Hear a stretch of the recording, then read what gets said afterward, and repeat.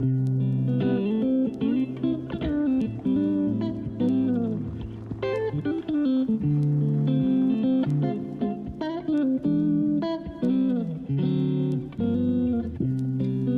podcast contains adult themes and language.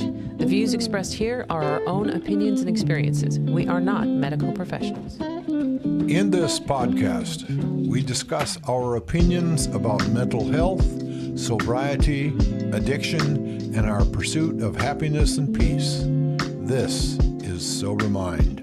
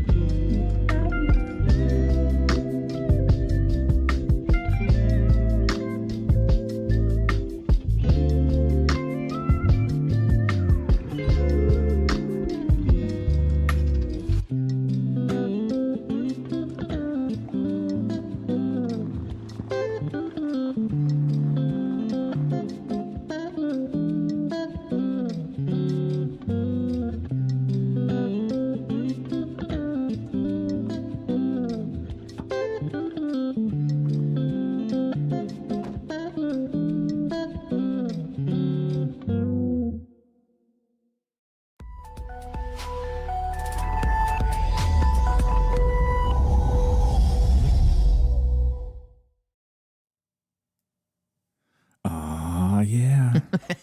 Got me muting my phone. Thank you for doing that, babe. Guys, guess what just happened? Woo. Hold on.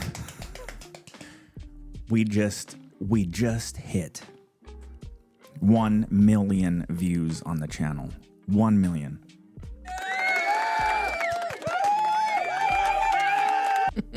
That is amazing. I just sent that to Kim and Brian. Yay. Okay, good morning, everybody. My name is John. I'm Judy. And this is Sober Mind. Here we have grown folk conversations. We talk about our alcoholism, addictions, Mental health, life in general, whether it be good or bad, 100%, or indifferent, 100% unscripted, yeah, follies and all. Yep, you betcha. We got the dog cam in action. As you can see, they're Pay them no lounging. mind. Yeah, thank you, Joe. Okay. Just before the show started, I think as we become a little bit more popular, I've been really battling the trolls on the comment section. I may have to turn auto moderation on or have you help moderate or something. I could do that. But we just had some joker start to post a bunch of just idiotic profanity. stuff. So I wish I could do this in real life. So I grabbed my phone and I clicked hide user. You wish you could do that to some people that come up to you and you're like, oh, hide. Hide from brain. Gone. I hide from my reality. Please go away. All right, let's jump into gratitude. Okay. And then we have a lot to discuss before we get to our main topic. Today's topic excited is for this topic. 8 things you should really stop saying that you're sorry about. I am very excited about this because I have used to, well, not so much anymore, but I used to have a habit of saying I'm sorry for everything. Yeah, you and I in the past when we'd have disagreement, I still do it. My immediate go-to is I'm sorry. I'm sorry. Anyway, without sitting and actually evaluating what's going on, just to say I'm sorry to get away from the uncomfortable situation. Yeah. Okay, we'll talk about that in a minute. Okay. You want to start with your gratitude, or you want me to start with mine? You first. Okay, my gratitude's a little bit gross, but it bears discussing. Oh goodness, lay it on. I'm very thankful that we no longer wake up hacking our lungs out. Oh my gosh, yeah. Even though we weren't smokers. Yeah, it just was from drinking. It was just Yeah, we used to get in the Monday mornings for me were the worst. I'd get in the shower and I would just start.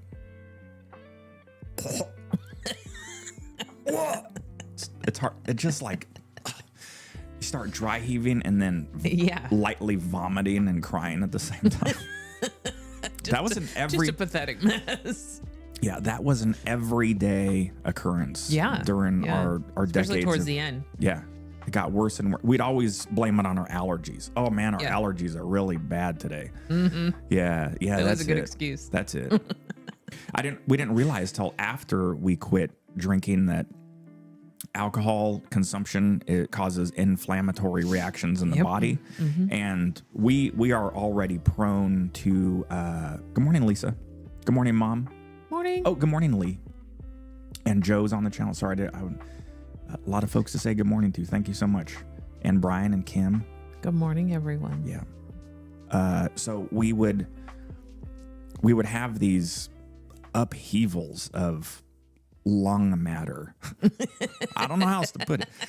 And we'd always, So anyway, we would always blame it on our allergies. Allergies.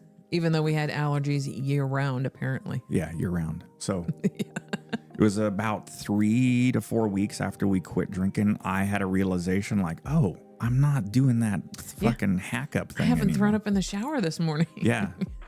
All right. That's my gratitude. Yeah. Hey, that works. Yeah. That's definitely something to be grateful for. Yep.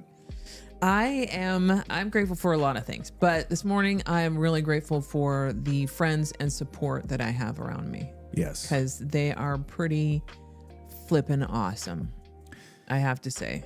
Yeah. I've got a really good support network with my family, with my friends, with my, even with the church that I'm going to church now, just in case you wanted to know, but yeah. Even with the church, there's such support out there for me, not just for for stuff that's happening to me, but just for me as a person in general. Yeah, I think that's really, really cool. Yeah, very grateful. I'm glad you mentioned that. The church, sometimes it's a dirty word for some people. Yeah.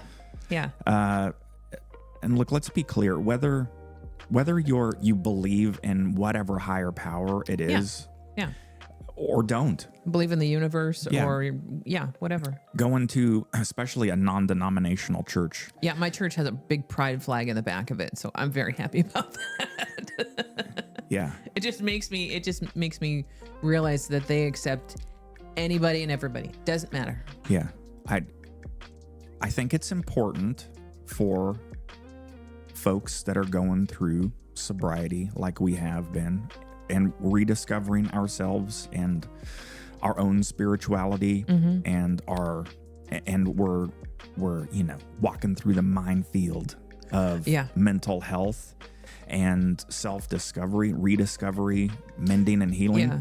Of course, they're not going to get there unless they're really ready to look to their spiritual aspect, because some people never get to that point. But yeah. I just wanted to just clarify that, you don't have to believe in the quintessential Jesus on a cross. Great abs, by the way. If you ever look like shredded.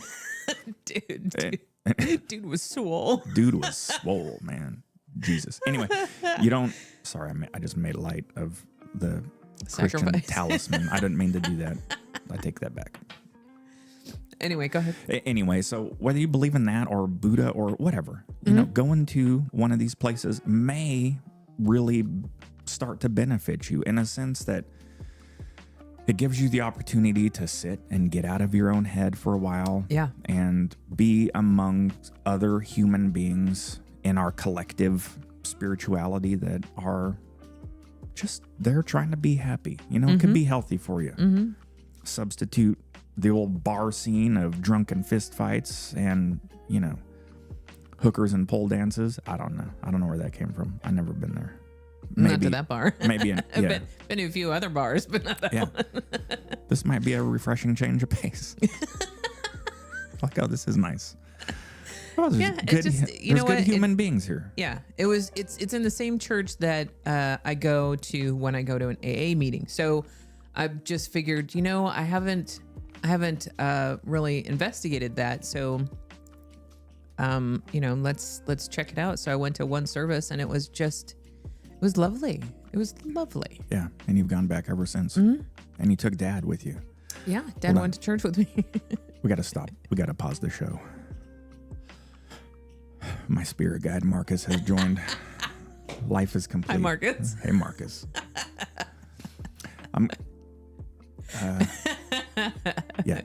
Oh, yeah. Thank you, Joe. Yeah, we're getting ready to Very much to give an update on that. Yes. So, Marcus, I'm glad you joined because I want to give an update on our therapy. Yes. But real quick, let's take a moment and talk about social media. Oh boy. Where are you going with this? Well, okay, here's the hypocrisy of me, which sometimes I feel like I'm a walking hypocrisy. Because we are on a social media platform. So I have the love and hate for it. Case in point is what I just mentioned. You know, I get trolls on comments a lot. Some of them I leave because then the community, it's like, you know, throwing a piece of chocolate onto an anthill. The community's like, I'm gonna get you out, you son of a bitch. And then I just watch whoa, buddy. I watch the fire happen. Well, you know what? Being not, I want to say not judged, but critiqued by your peers is sometimes a good thing. Sometimes it resets you like, oh, maybe I am being an asshole. Yeah. In the military, we call that peer counseling. So, you know, with the advent of digital intake and oversaturation that our brains get with this isn't how we behave as human beings. And let me back up. And that is, someone is able to I post a short every day pretty much about my journey and what I'm going through. The greater majority of the people really appreciate that stuff. Like Lee, I get some comments from her that she appreciates the posts on there. Whatever. I'm doing it for myself as well. Mostly, this is my journal. This is sort of my diary. As I go your out therapy on I go out on and my therapy. I go out on a run during a 5K. I come up with a thought and I kind of formulate it and then I share it on this platform. But so then there's comments. There's a lot of comments, especially around that generalized hate for Alcoholics Anonymous, which I do not understand. I think they went to the wrong group. I do. Look, I'm not saying there's one solution for everything out there. That's not correct. That's Everybody not how has to life find is. their own solution, their own path. Yeah. So, you know, to those people, so very hateful, mean comments people leave, and my frustration with that is, and we've all been there, is that there's some troll sitting down in his basement, you know, wife beater just below his nipples, his ham hocks, and he's like, fuck you. Yeah. You know, or there's you're wrong, this is not your, you know, how dare you say shit like this. It's like, okay, some of those comments that are really mean and hateful, I delete, and then I just block the user, and that's kind of how that problem gets solved. But my frustration is that I can see how especially teenage girls get cyberbullied on social media. Oh yeah, I can see that. It's because they'll take it all personal. Oh, 100%, because it's there. You have an expectation of feedback, us as human beings, and then you read something and you're like, wow. We can't help but let that get into our psyche. So this is not how we behave as human beings. When we were cavemen, if you had a problem with your caveman clan, you would go to that person and you would be like, "Oonga boonga," and you'd have it out. You wouldn't. And right now we would have a discussion. If you made a comment and I had an opinion, number one, if you don't like the opinion and you don't care to participate in that opinion, then shut the fuck up. You don't get up and walk out. Yeah, you don't have to be like you don't have to address something because you don't like what someone says. But it's just easy to do, tippy type and send. Well, plus there's also that face-to-face confrontation. There's something that you can a lot easier said to text it and send it to somebody than to actually tell somebody to their face. And look, I know this is it's also, I don't know, it's a weird evolution that we're going through as human beings, because I'll be the first to admit, I'll say, I don't let it get to me. I'm talking about it right now. Yeah. It gets to people. So anyway, so I block those comments because there's so many of them now. But if I was standing on the street corner, just me and Ozzy, these people wouldn't come up to me and be like, "Hey man, fuck you." Because I'd be like, I'm gonna throat punch you. We'll fucking choke you out. I won't. Actually, I would just be like, "What is wrong with you? Go seek therapy somehow." Yeah. Okay. Anyway, so I went off the rails here. So the misconception, a lot of people have been wanting me to post updates about our ketamine therapy that we've been going through. So I want to post some clarification on that. Judy has started. I've been going through. We've been both going through the same program. It's microdosing ketamine, and it has been wildly beneficial. Yes, I cannot believe. Look, again, we're not doctors. This is not medical advice, but I suffered from depression, and within one day, that depression was gone. So this is prescribed by a doctor, way smarter than that troll in the basement. Yeah. And it is governed very tightly. Yes. And this is not, we're not sitting in our bedroom snorting street level amounts of ketamine. That's not, I don't like the misconceptions that words have. And then there's just like, that's bad. Yeah. It's just a narrow-mindedness. They'll look at ketamine and say, "Oh, that's bad," but they won't look at Prozac or Effexor and say, "Oh, that's bad." Right. Exactly. Which they're 10 times worse than ketamine. Yeah. Or pain pills or whatever. Yeah. Or that oxycodone. Oh, that's bad. Or a bottle of Jack Daniels. Not sponsored by Jack Daniels. So I can say that. You know? So it's the word ketamine. Well, they're just now getting over the stigmata that was placed on marijuana. Yeah. So true. Anyway, so we take these microdoses and we have really nice headphones, really nice blackout masks that we put on, and we lay down. We meditate for 45 minutes and meditate really deeply. This does not cause euphoria. It doesn't make you high. Nope. It makes us there's feel... There's no hallucinogenic either. No, it's psycholytic. It's not psychedelic. And it makes us feel really good because we're put into a state that allows us to cultivate feeling good. That's what to work through all of our shit. Yeah, that's what our formerly depressed minds needed, I found. Yeah. So anyway, I'm not going to go down the rabbit hole on that. Those are some misconceptions out there. Look, I used to be the same way. I would see someone doing something good for themselves and getting better and, progressing in life. And I'm not the only one. Don't even lie out there, YouTubes. We see the success of others and you immediately go, "Oh, fuck that. Fuck that guy." Yeah. Yeah. So yeah. or you think to yourself, there's something under there that he's not, that we don't know about. What else is he doing? Yeah. The comments I got were, I quit drinking, then I went to cocaine and now I'm super happy.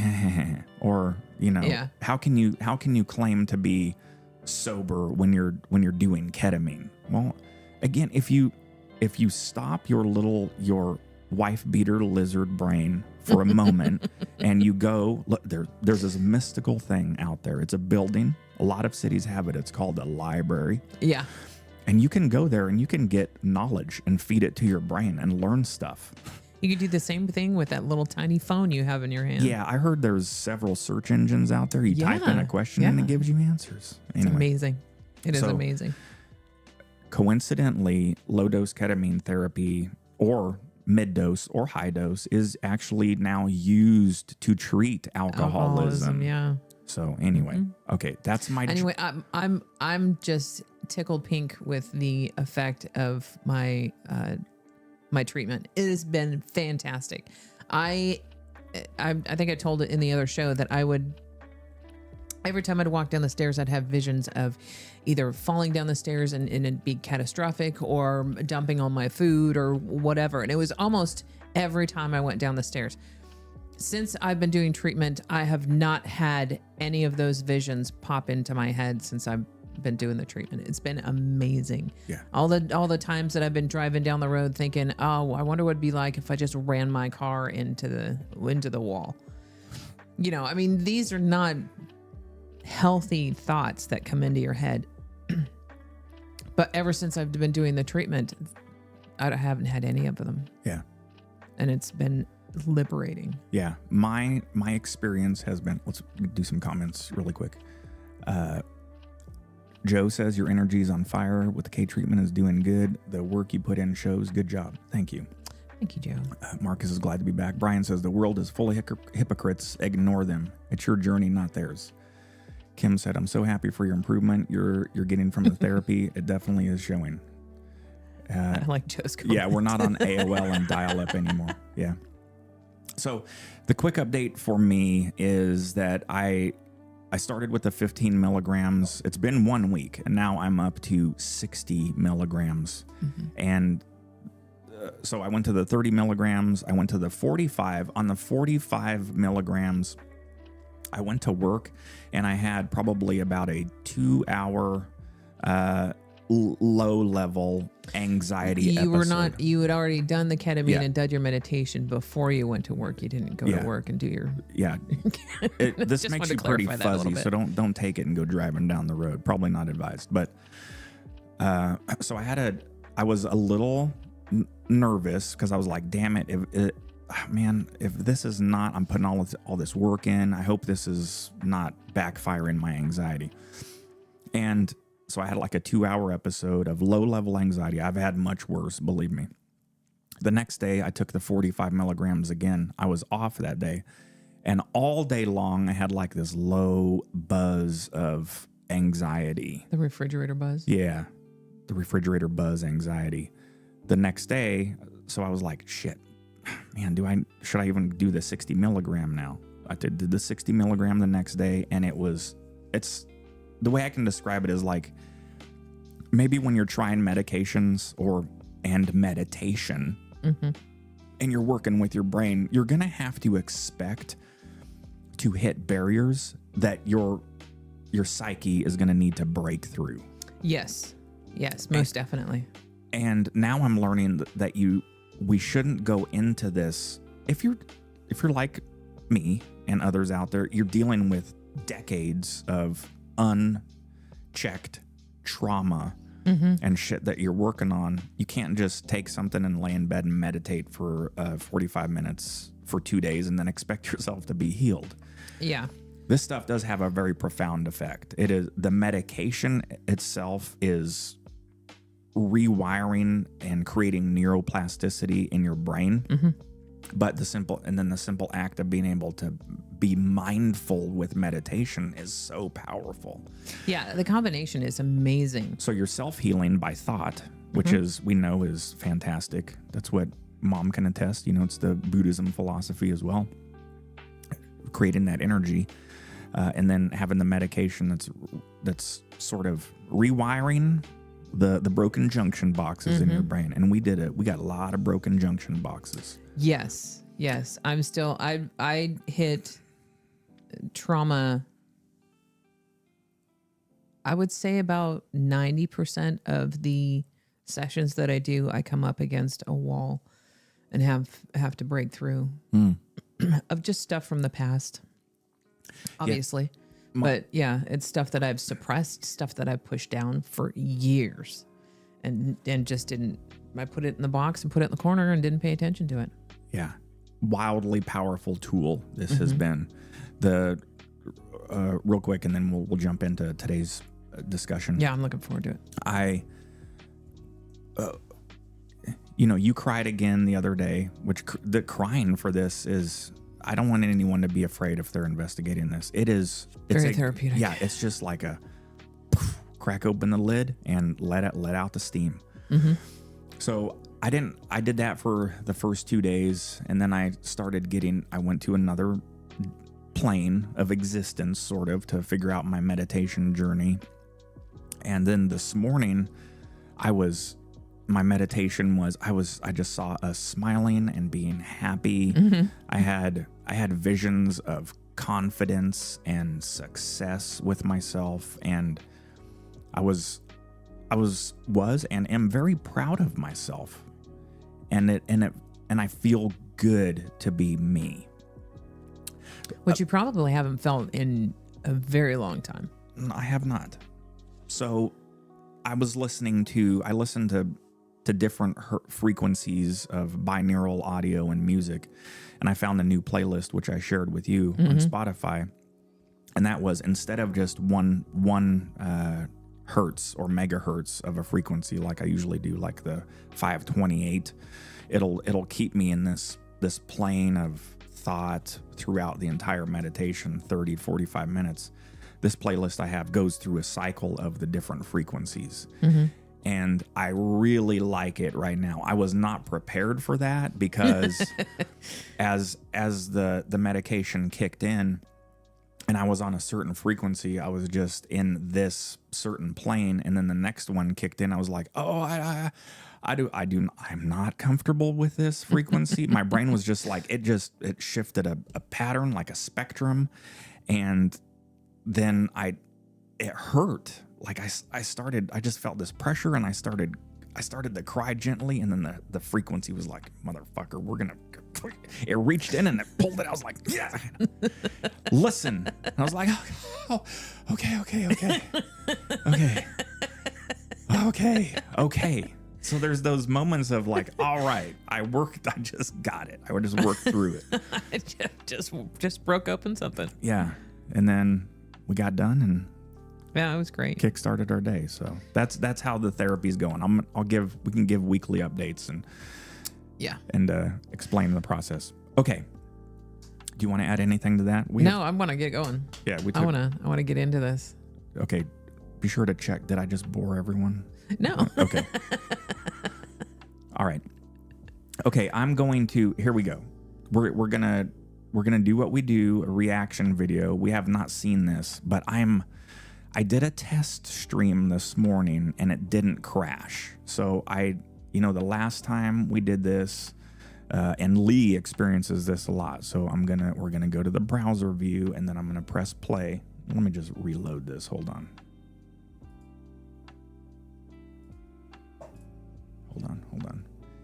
And then I just hope it doesn't crash. But all right, here we go. If it crashes, we're sorry. Well, if it crashes, what's the plan of attack? We'll just talk about stuff that we should stop saying sorry for. The stream will crash, so no one will be here. Anyway, we'll reload. I will get up. I will recreate another stream called Saturday Part 2, and we'll jump to that. So if it crashes, just wait for that, and we'll do that. It's not gonna. Here goes. Do you often say things like, I'm so sorry, this is such a dumb question, but... Or maybe someone was in a hurry and ran into you, and all you say is, sorry, was I in your way? Okay, hold up, that's a bit too much. But do you feel like you apologize for almost everything? Even when you're not in the wrong? Being sorry and apologizing for certain things is an important aspect of being polite. You've been learning about it your whole life. But were you taught about the things you shouldn't apologize for? Why do you do it? According to Juliana Brains, PhD, an assistant professor of psychology at the University of Rhode Island, over-apologizing can stem from being too hard on ourselves or beating ourselves up for things rather than recognizing everyone makes mistakes and no one expects you to be perfect. To remind you that it's okay to not be perfect, here are 8 things you shouldn't say sorry for. Number 1, for having an opinion. According to Manhattan psychotherapist Panthea Saripur, those who over-apologize often feel like a burden to others, as if their wants, needs, and thoughts are not important. This feeling can stem from many different roots, one of them being feelings of inadequacy as a result of childhood trauma. Because of that, you may feel ashamed of having an opinion, or maybe you're afraid to openly disagree with someone. But as long as you're respectful towards everyone and don't purposefully insult others, you're entitled to have an opinion. Even if somebody doesn't agree with you, you don't have to change your attitude and values just so they fit someone else's point of view, after all. Yeah, that's important. I think that resonates very well with me. From my childhood trauma, I know, cry me a river, John. I get it. Well, no, it's true, because when a lot of kids, when a lot of children are growing up, they're not in all families, but in a lot of families, their opinion is not validated. It's not heard and it's not validated. Yes. Because they're a child. Yes. Because they're assumed that they don't know what their wants and their feelings are. Yeah. Okay. Oh, by the way, this is Psych2Go. I'm subscribed to this. They do these, they're just like 5 to 10 minute videos, very informational stuff. Ozzy. Having and expressing your own opinion is what shapes you as a person. Instead of saying sorry, try saying, I respect your opinion, but I disagree. Number 2, for putting your needs first. A family therapist, Kelly Hendricks, says that you might over-apologize because you want to be seen as a good person. Maybe you were praised for putting others first and learned that it's best to sacrifice yourself for others, or to think less of yourself. Being kind is something you should definitely strive for, but neglecting yourself is not the way to do it. You might believe thinking of yourself is selfish, but when you think about it, isn't it selfish for others to make you put yourself last? Sometimes everything can get so overwhelming and you just need to take care of yourself without feeling like you're letting others down. Instead of saying sorry, try saying, I need some time for myself, or I'm not comfortable with that. Number 3, for turning your phone off. So that one is very important, especially for the fixer, the codependent, because they're always trying to fix somebody else and not paying attention to themselves, not taking any of me time because they think it's selfish for them to do that because it's easier to fix somebody else than it is to fix your own. Yeah. I catch myself doing that with you a lot. I will, if something's not going right for you, I think I pester the shit out of you. Like, what's wrong? What's wrong? What's the matter? What can I do? And you're like, hey, just I'm just having a moment. It's okay. And I'm really trying to work on that. And then I do that. Oh, I'm sorry. I'm just trying to help. It's like, I really got to figure that out with me too. It's very unnatural for me to just let you have a day. Just like, when you wake up. Well, nobody likes to see their loved ones hurt or not happy. I know. I hope not. Like, yeah. Well, unless they're miserable beings themselves. My wife is miserable today. I'm loving this. Misery loves company. No, I think that my sister is used to do that too, and my mom to a degree. They were very much caregivers, and so they would put themselves aside and not look or take care of themselves because they were taking care of others. And they never took the time. I mean, they do now, but when we were growing up, they never took the time for themselves because they were always focused on taking care of others. Yeah. I will work on that. I need to put that in my toolbox of meditation stuff because it's very powerful when you're I know we're going off on a different, but this is how the show goes. We got the sorry subject, and it translates into something that I got to work on, because I do not. It's almost as if I'm taking responsibility for your bad day. Yeah, yeah, Yeah. and it's more than just, oh shit, did I do something wrong? I'm well aware if I did something wrong, but if I said something or was hurtful to you somehow, hold on, let me flip this around. I'm gonna put the blame on you. I'll say, babe, what's the matter? Is anything wrong? You're like, nope, everything's fine. I'm like, nah, I know something's wrong. That's because I do I'm fine. Yeah. You will carry that shit around for like 2 or 3 days, and you're like, all right, you want to know what's wrong? And I'm like, oh goddamn. What? From 3 days ago? Yes. And then you'll let it out. I'm like, okay. I know we've talked about that. We're working on that. I'm working on that. I know that's I need to express it when I'm feeling it instead of cramming it down. I'm trying to work on that. You're a crammer. I'm, as my sister says, I'm a closed corporation. But what I'm trying to do now, I think, is to reevaluate why I'm feeling these feelings and trying to reevaluate why these are manifesting, why I'm experiencing these feelings, and what is at the root of these causes, instead of just the superficial stuff that's been happening that has triggered that response. So I think that's why sometimes when I'm quiet is because I am, now that I have all these tools and I've been doing all this work, is I'm self-evaluating and trying to figure out the root of why I am having these old emotions or old reactions manifest themselves because of something basically minor that has happened that has triggered that response. Yeah. So I think that's why I'm now quiet instead of just cramming it down and going, I'm fine. And I guess I probably should say I'm reevaluating right now, or I'm trying to figure something out. I need some space to figure this out. Yeah. That will be really off-putting to me. I don't know how to handle that. I'm working on it. But if you're like, hey, babe, I need some time away to think about this, I'll be like, what the fuck? I need to figure something out. I need some space. Yeah, and that's my own insecurities, and that's your own fixer. Yeah, own fixer. But I can fix it for you. Just tell me, I'll fix it for you. I'll make you happy again. Yeah, I can. Okay. Interesting. When you just want to watch Netflix without talking to anyone, but your phone constantly rings with messages, notifications, and calls, and you can't get even 1 second of alone time? And you just want to turn it off or put it on silent, but you don't want to be rude by not replying. Taking time for yourself and not being available for a bit is not rude. And everyone needs a break from time to time, including you. So don't feel bad for putting the online world on hold for a bit.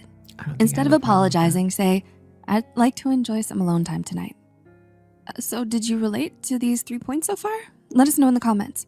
Right now, more people than ever have been struggling with mental health, which is why we're more dedicated than ever to creating more content. If you find this video relatable, don't forget to click the like button and subscribe to Psych2Go to show us your support. Number 4, for showing your feelings. Things happen that can make you feel a range of emotions. Anger, frustration, fear, extreme happiness, sadness. Having and expressing emotions is what makes you human. But sometimes you may feel like you're being a burden if you express those emotions. You think you're annoying people around you with your feelings, and you feel tempted to say, I'm sorry, I don't mean to bother you. As Professor Brand says, when we apologize for feeling hurt, or even for feeling passionate about something, we minimize ourselves in a misguided attempt to protect others. Try to remember that no matter what, you have the right to feel and express your emotions. Instead of saying sorry, try saying, I'm struggling and need support. Number 5, for crying. That one's me. Similar to showing emotion, sometimes life gets you down and you just need to have a good cry. Have you experienced feeling better after crying? Like the weight on your shoulders suddenly became lighter. That's how crying can help. But when you're around people and you feel the need to cry, you may feel embarrassed and afraid. What will they think of you if they see your tears? So you try to swallow your tears and start apologizing. But you're not crying on purpose. It's something your body just does, like sneezing or coughing. And just like you, Everyone cries sometimes. The So if release someone valve. wants to judge Yeah.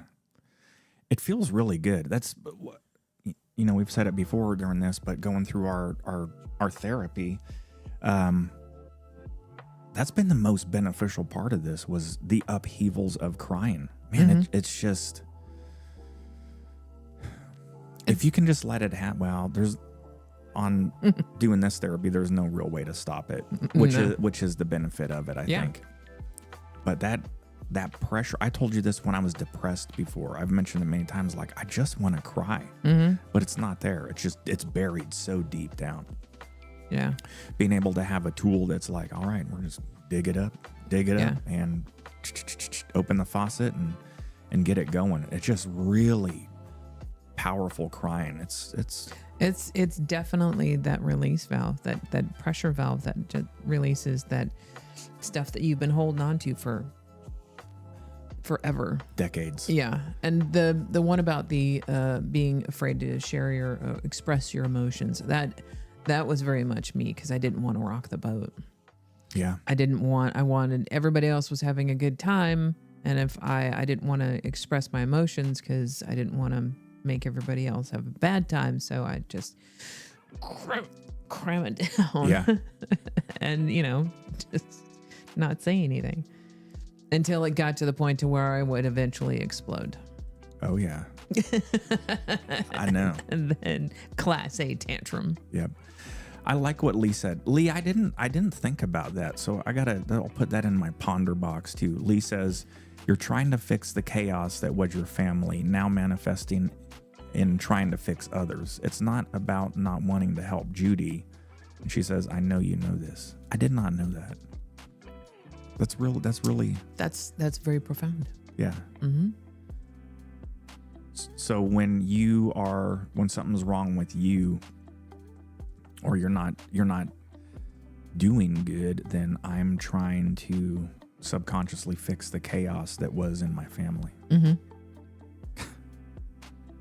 See? Free therapy from strangers. The community helps. That's right. Kim says, I had two healing cries this week. Nice. The show is hitting on so many levels. I needed to hear this because I feel like a burden or embarrassment showing emotions. Yeah. Yeah, that's hard. But we are humans. That's part of our characters. Part of our makeup is to have emotions and show emotions and not feel embarrassed that you have these emotions. Yeah. And I can imagine, sorry, did I cut you off? I can imagine for someone like Kim, who is a matriarch and a very powerful, put together, strong woman in her family dynamic that a lot of people look to for support. I can imagine that when she needs to release that pressure valve, she's probably doing what we have done, and that is, I can't be this. I can't be weak. Mm-hmm. And that's the misconception that we give ourselves, I think. That showing emotions is being weak. Yeah. Yeah. Yeah. But it's actually a very powerful thing. It takes a lot of courage and a lot of strength to show your emotions because they're very personal. Yeah. Yeah. I'm not afraid to show my emotions. And I've mentioned it before. No. I do it on my sleeve. And I think to where people are like, Jesus Christ, dude, I don't. Oversharing. Yeah. You're oversharing. Too much. But it's just, I don't know. I don't anymore. I have a hard time suppressing that stuff too, to the point to where I would be like, all right, I'm sorry for showing my emotions, sorry. Yeah. So I don't know. Just, I think that comes with the maturation of us too. And that is I don't give a fuck. I just don't. I don't have time for it. So when we're at dinner with Kim and Brian the other night, when he was asking about how it is, or both of them were asking about how it is going into the building, and I didn't have an answer prepared, but I realized it in the moment, and that is, it's those social interactions that all this is a part of too, that are difficult sometimes because we don't want to do it. And it's especially in the corporate world where you have the forced, hey John, how's it going, bro? Yeah. What's new in your world? Hey man, it's like, shut the fuck up. You know what? Don't, in my head, I'm like, don't talk to me. You don't care. You have to do this because you made eye contact with me. But don't make eye contact. Just fucking move along. But then there's yeah, good, bro. Yeah, man. Life is good. No one wants to hear, I've struggled with depression. I'm an alcoholic. I do tell people that sometimes if they dig too hard. I'm like, I'm an alcoholic. Sober almost 3 years, struggling with depression. They're like, then they just fucking like slowly backing away and going, oh crap. You asked, you want to fucking hear? You want to hear? Sit down. Well, we'll talk about it. No, then don't move. You know, the corporate interactions. Just say hi and move on. Yeah, it's not rocket science. Just, hi, John. Bye. Move. Yeah. The corporate interactions. If those of you that are out there do this, it's exhausting some days. It's like, oh God, Look, I have a great life. I really do. Life is good. Mm-hmm. We have enough money we're having Papa Murphy's tonight. Not the best pizza, but fun pizza. Fun. Never watched a movie, so. Yeah, watching some Pixar stuff. So life is good, but you know, it's those when you're a fresh raw baby that's just developing scabs with the mental health. Yeah. And your social interaction is good. It is healthy, but it is draining for me. I do not recommend. Okay. Judge you? That's their problem. Don't feel like you did something bad if a tear escapes. Instead of saying sorry, try saying, oh, this got me emotional, or I need a moment to calm down. Number 6, for the way you look. Have you ever experienced uninvited comments about your appearance? Maybe you dye your hair crazy colors, or have piercings, or a bunch of tattoos. Or maybe you're just too skinny or not skinny enough, or you have a few pimples on your face. Comments like these can make you feel bad about yourself, to the point that you feel like apologizing for it. Dr. Elena Torini, a consultant psychologist, explains that if you have feelings of defectiveness or perfectionist tendencies, you're likely to feel that you need to look your best at all times. The perception that you don't look good enough can cause a lot of anxiety, so you might fear being judged. But the truth is, nobody should bring you down for the way you look. You are free to express yourself through your style, and every little imperfection is what makes you beautiful and unique. So instead of saying sorry, say nothing and own your appearance. Number 7. Own it. For not taking. Yeah, that's a tough one too. Hold on, let's get through the comments real quick. So Lee made another great statement, and she said, Dad said, stop crying or I'll give you something to cry for. Oh, yeah. I've heard that one. Man, how many times did we hear that? I think 70s kids would hear that a lot. Yeah, I think that was a common phrase throughout the households. Yeah, with a raised hand. Therefore, stuff it down and not get hit or just ignore it. Yeah, man, that's Man, Lee's rocking the child psychology stuff today. That's very on point. Yeah, I got to think it's all stuff that's buried deep in our head too. Quit crying or I'll give you something to cry about. Yeah. Men don't cry. Boys don't cry. Yeah. Yeah. Yeah. If you're going to cry, go cry in your room. Yeah. Oh, no one wants to see that. I do now. Yeah. To the appearance, the external appearance. I suffered from body dysmorphia when I started getting older, and it's devastating. And I can just imagine how many, with social media, how many young children, men and women, girls and boys, suffer from body dysmorphia or body shaming from social media, because it's so invasive. It's there in front of your face all the time, whether it's your phone, whether it's the radio, whether it's the TV, whether, it's there, whether it's a magazine. So the fact that we have that tendency to fall into body dysmorphia and then have it thrown in our face all the time, not just by our friends or by, people who are saying mean stuff about you, but all the time in your face. You should be looking like this. You should be drinking this. You should be putting this on your face. You should be wearing these clothes. It is a constant inundation that we have to struggle through, especially if we are not solid in our own personal worth foundation. Do you know what I mean? Oh yeah. It's horrible. For anybody who has, any kind of slight inclination towards body dysmorphia. Yeah. It's devastating. Yeah. I know it's especially difficult for women if you just sit around and watch commercials all day, it's like, what is going on here? But it's, believe it or not, it's that way for men too. Yeah. Yeah. So, yeah. Okay.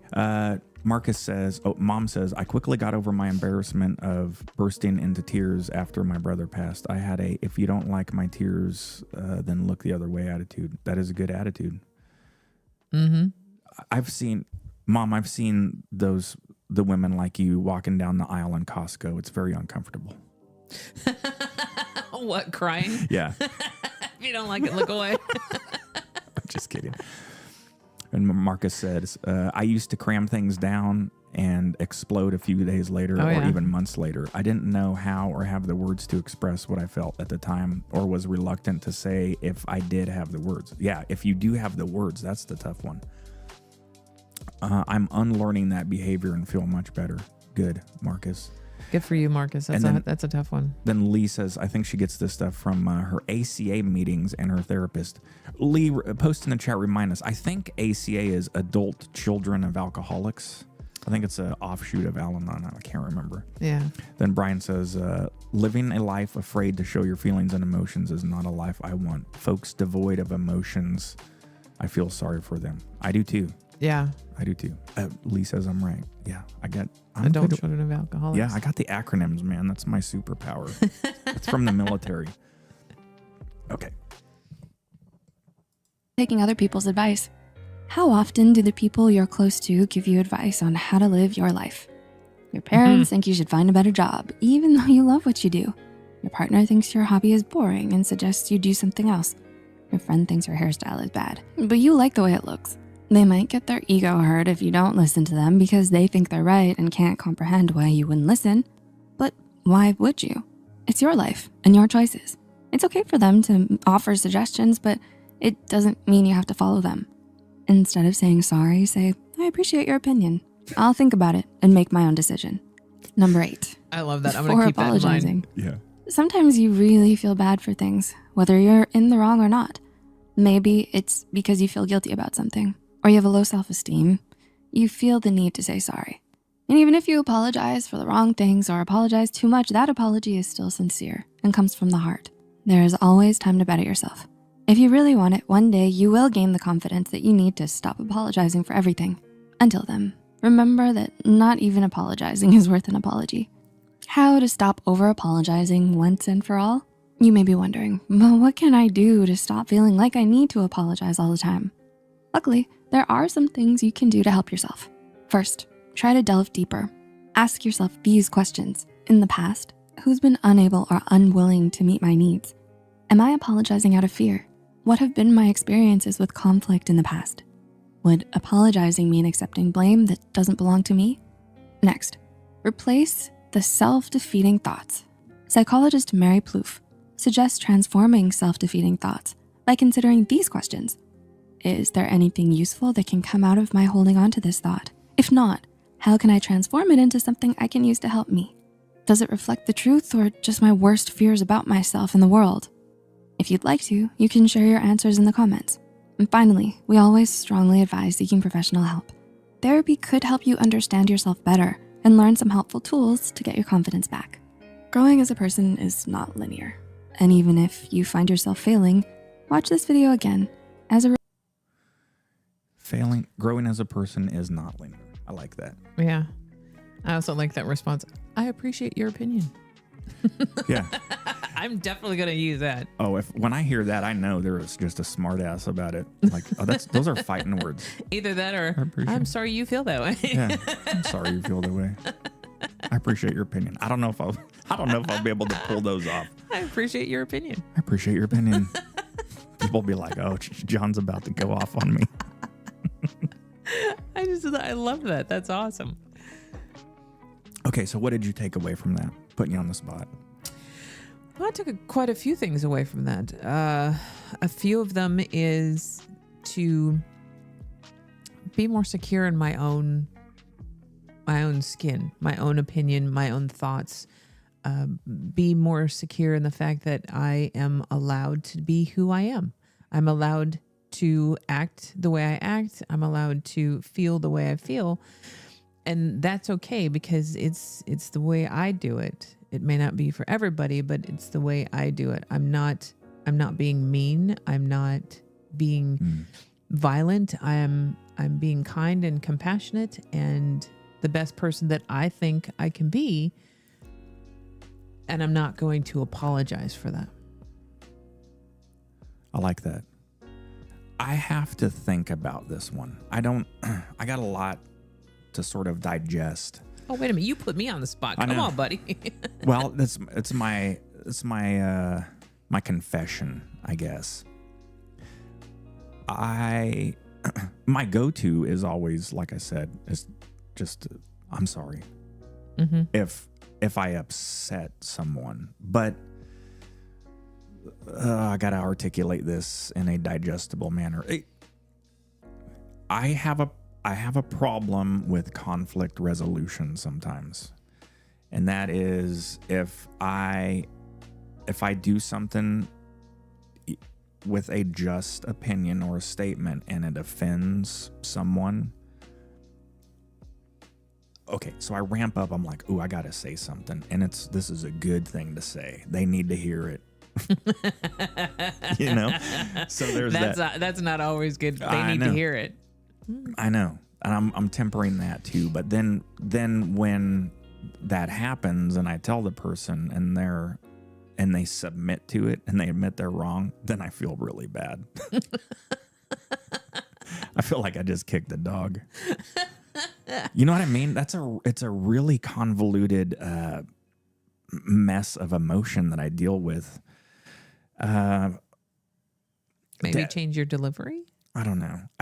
Dad did something a couple weeks ago that upset me, and I corrected him on it, and then I felt really bad. I can't remember what it was, but I just apologized profusely. But then I go back and I think I shouldn't have apologized. I delivered that very well. And then sometimes people need to hear it. You know what I mean? Yeah. I think Patrick Teahan quoted, and I'm not sure if I'm quoting this correctly, but he said to take a few minutes to think, is it kind? Yeah. Is it important? Is it true? Yeah. So in that respect, if I learn to take a few seconds before I say something and then agree, okay, it's yes to all those. So then I can move forward and feel comfortable in what I say is okay. I'm getting the sense you and I are going to start having really slow discussions with each other because there's going to be 3 to 5 minute pauses between each one. Yeah, I got to think about this. Hold on, let me think. No, as we're healing ourselves, we're developing new communication skills and strategies. Yes, I like that. I find that our communication is a lot more educated and a lot more thought-based instead of emotion-based. Yeah. Because we're not coming from a place of emotion. We're coming from a place of thought and perspective. We do sometimes. Oh, yeah. I mean, I still have knee-jerk reactions where I'd, react with it's all emotion coming out. There's no logic and no reason coming out at all. Yeah. Well, we got to be patient with ourselves. Be kind to ourselves. Be yes. kind. Takes time to rewind. Nice. Yep. Okay.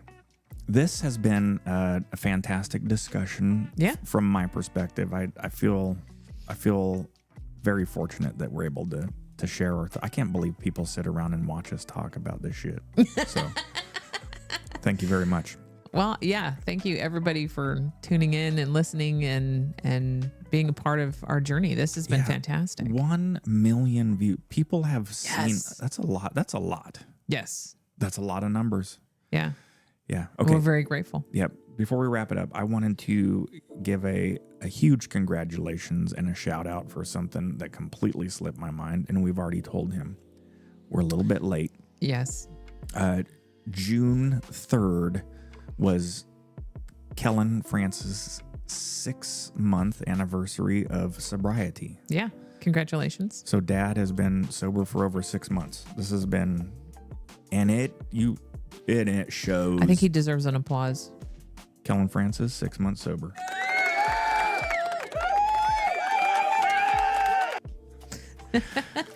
It shows big time, man. Yes. He is better now, and I told him this the other day. He doesn't see it, and I don't know. I guess that disappoints me a little bit because it's all about me sometimes. But he is better now than he was 10 years ago. Yeah, his cognitive ability is really nice. And his physical health. Yeah. His physical and mental health is just off the charts better. Look, all right, confession time, secret time. You ready for this? I'm sitting down. I'm gonna tell everybody something that we've shared loosely or in a roundabout fashion, and that is 10 years ago, Judy and I didn't think we had long to live. And not at the rate we were going. I'm going to tell you this right now. If we were drinking the way we were 4 or 5 years ago, us three, especially Dad at his age, I think Dad would be in hospice for some fucking reason right now. This is just the vision I have. You and I would be on regular doctor's appointments, like wondering what is wrong with me. And we would know what's wrong with us. Oh yeah, deep down inside, we would know exactly what is wrong. Our organs would be taking a major toll, and our brain would be just in a real bad way. Yeah. And I know there's millions of people out there that go through this with alcohol. It fucking punishes our bodies so bad when my brain would be a mushroom. Yeah. You know, the anus was not healthy. Just your bowels in general, or not just everything. Oh my gosh, no. Yeah. No. Anus. I could take 1,000 probiotics. Yeah. Nope. Yep. Okay. Anyway, I'm very happy for where we are now. Yep. And I see the future ahead of us. A good future. Yeah. A healthy future. Dad's got many, many years. You know what? Let's be honest. Dad's going to be like 110. Still shuffling around. Yeah. Answering questions like no tomorrow on Jeopardy. Yeah. On being a Jeopardy champion. So, okay. All right. So hugs to you all. Thank you, Lisa. Lee said this hit home with all of it. Thank you so much for this again. I feel like you're my peeps. Wonderful show. Yes, Lee, I think about you often. This was good. Thanks. Dang, Marcus, bringing in the heavy, passionate words. Called it in. This was good. Thanks. Marcus, I expect more from you. I'm just kidding. Did you see the one he said at Brian Smith? Yep, used to cultivate a Spock-like persona. My belief was that I revealed nothing, then there was nothing for anyone to use against me. Oh, yeah. I see. Man, I've known Marcus since 2005. I could see that with him, by the way. Yeah, I saw right through it. Well, I mean, you were closer to him than I was. That's why I love him. I'm like, you can't do that little Spockness on me, Marcus. I just need a hug. So, yep, Marcus, when you share your emotions, you are vulnerable, which many find very uncomfortable. Yeah. That's what Brian said. Okay. All right. Thank you so much. Thanks for watching and listening. Be patient with yourselves. Be kind with yourself. You are loved. Appreciated and loved. Yep. And you owe it to yourselves to dig into your own personalities and figure out what you can do better to make yourself happier. You owe it to yourself to be able to take time to do that for you. Everybody deserves to be happy. Except Hitler. Well, he was a shitty painter too, so you know. Okay. All right, everyone. We will see you next week. Have a great rest of your weekend. We love you guys. Bye.